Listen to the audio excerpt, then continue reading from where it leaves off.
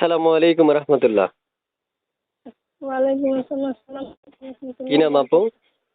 আমার নাম হচ্ছে ফাতেহা দে। নাম ফাতেহা।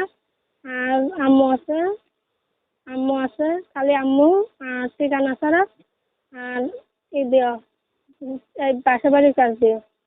জি। আর বিয়া শাদির জন্য আচ্ছা আরেকজন মনের মতো মানুষ পাবো, বিয়া শাদি বসবো, এরকম মানে। আচ্ছা আচ্ছা, বয়স কত আপনার? বয়স 18। বিয়ে শাদী হয়েছে আগে? না না, বিয়া শাদি হয়নি। কেন আসছিলেন এই ভিডিওর সামনে? জি। কেন আসছেন এই ভিডিওর সামনে আবার বলুন তো? ভালো একজন মনের মতো মানুষ পাবো, বিয়া শাদি বসবো। ভালো একজন মনের মতো মানুষ পাওয়ার জন্য এসে।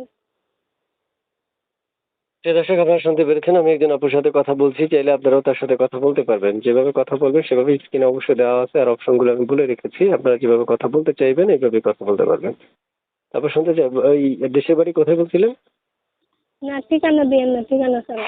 বলছি কি দেশের বাড়ি কোথায় বলছেন এটা বলেন। তারপর শুনতে চাচ্ছি, এই যে আপনি আমার সাথে কথা বলতেছেন, এই নাম্বারটা কার?